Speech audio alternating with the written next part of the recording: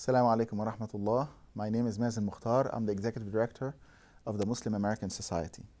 I'd like to speak to you today about America as our home. At the time of the Messenger sallallahu alaihi wasallam, he had to migrate from Mecca to Medina because there he found people who were more willing to listen to him. And as soon as he arrived in Medina, he made Medina his home, to the point that Medina itself, whose name as a city was Yathrib, was renamed Madinatul Nabi, the city of the Prophet sallallahu alaihi wasallam. And therefore, for as long as he lived in Medina, Medina was his home, and it was the home of his companions who migrated from Mecca as well. As long as they lived there, it was their place, and they did not consider themselves strangers, even though they did not stop loving their city of birth, which is Mecca. After him, his companions, and after he passed away, his companions traveled all over the world. And wherever they went, they made that place their home. Because in their sight, all people are one, and God is one. Allah is one. All land belongs to Allah. All people are the people of Allah. The Messenger sallallahu alaihi wasallam said in his farewell speech, Ya ayyuhan nas, inna rabbakum wahid. O people, your Lord is one. Wa inna abakum wahid. And your father is one. ألا لا فضل لعربي على عجمي ولا لعجمي على عربي إلا بالتقوى. Indeed, there is no distinction, there is no superiority for an Arab over a non-Arab, or a non-Arab over an Arab, except by piety. So he set the standard that makes all people truly one. And by viewing all people as one, it was easier for them to integrate. In fact, this statement that we all belong to Adam is very deep.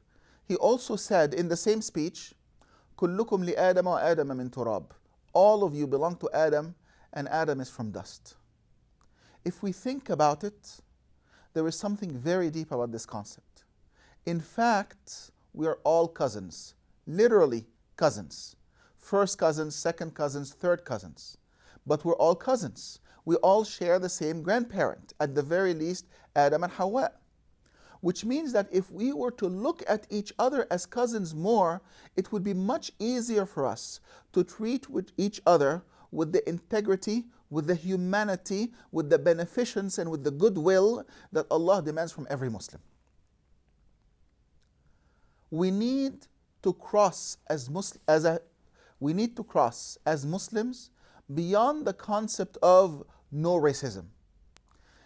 We have something much greater to offer than simply not being racist or not distinguishing among people, but the actual act of inclusion, having goodwill toward all people. The Messenger alayhi salatu wasalam had goodwill toward people. He had goodwill toward those whom he knew and those who didn't, those who agreed with him and those who didn't. And therefore, he felt one with them, and they felt one with him.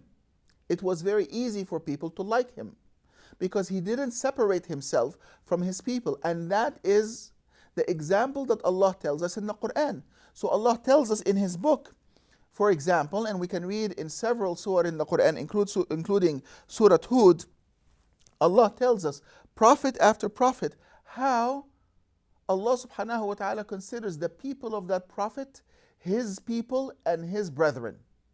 Even though some of these people rejected the prophets and even killed them.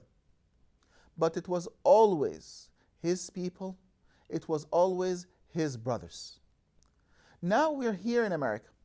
Some of us are born and raised, and our parents were born and raised, and our grandparents, going back many generations, in the United States, even before it was called the United States, in America from the very beginning. And some of us have migrated ourselves, or our parents have immigrated into the United States. And the beautiful thing about Islam is that it eliminates the distinctions. Instead of being many different communities, Allah subhanahu wa ta'ala brings us together as a single community, united by this love of Allah subhanahu wa ta'ala.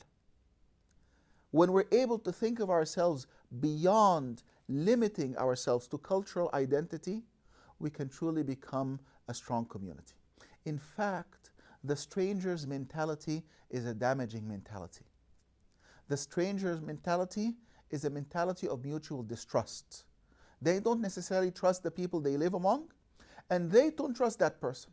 The stranger's mentality tends to isolate itself, tends to try to protect itself, rather than be open to the community in which it lives. The stranger's mentality is not vested. It is not committed to the people among whom it lives. The stranger's mentality has this attitude, it's their country, rather than it's our country. But in fact, it is our country, and we have something beautiful to offer this land. We must contribute to the future of this country. It is our job, it is our duty, it is our destiny to help write the next chapter of the history of this country. And it will be a beautiful chapter by the will of Allah subhanahu wa ta'ala.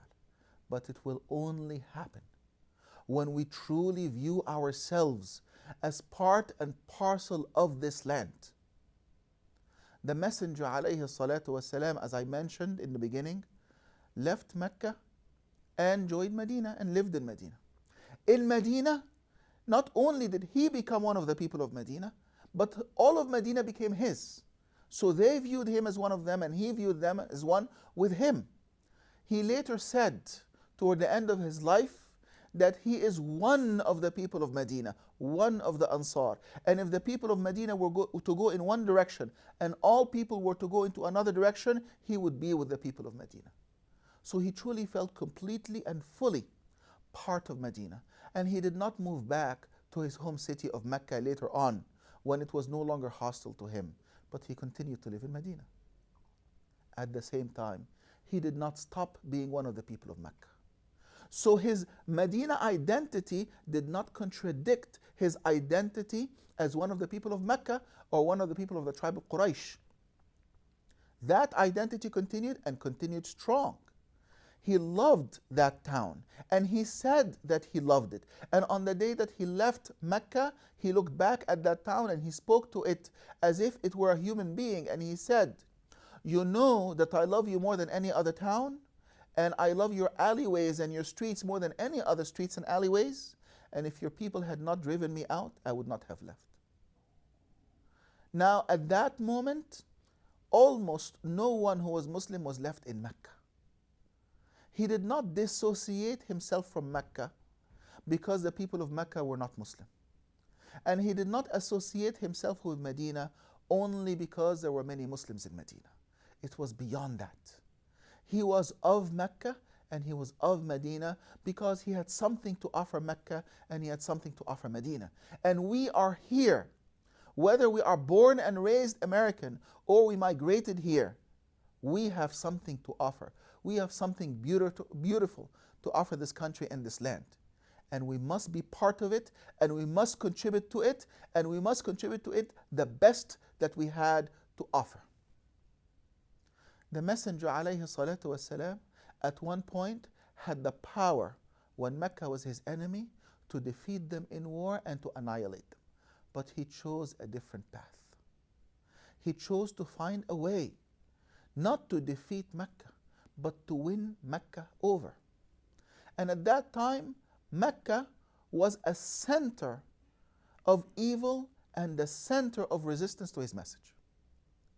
We, on the other hand, we are in a country that is very open and very welcoming, among a people who are distinguished and known in comparison to people around the world to be open to those who are different from them.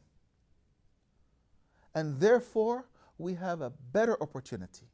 We have a better chance here. The Messenger alayhi salatu wasalam ended up transforming Mecca for the better. And insha'Allah, it is our mission to transform this land, this country for the better. And so here it is. We're here to stay bi'idhnillah. And some of us, even if we go somewhere else, most of our children are here to stay. And they are here to call this place home. Most of us will end up staying here for a long, long time. So Allah will ask, what have you done in this land? What have you offered? I hope that as we meet Him on the last day, we can proudly say, we have planted a seed. We have contributed to a transformation, a positive transformation. We have helped turn this country in a good direction. We have helped contribute something positive here. We have contributed what we were able to do. We were able to help shape this country. We were able to help write the next chapter in history. My dear brothers and sisters, insha'Allah, 300, 400, 500 years from now, people will look back and they will say the 21st century was the turning point in American history. I hope that as they look back, you and I will have helped make it so. So may Allah subhanahu wa ta'ala help us and support us. To Him we turn, knowing that all people belong to Him, and all people are from Adam, and all people are our cousins. Jazakumullahu khairan wa barakallahu fikum.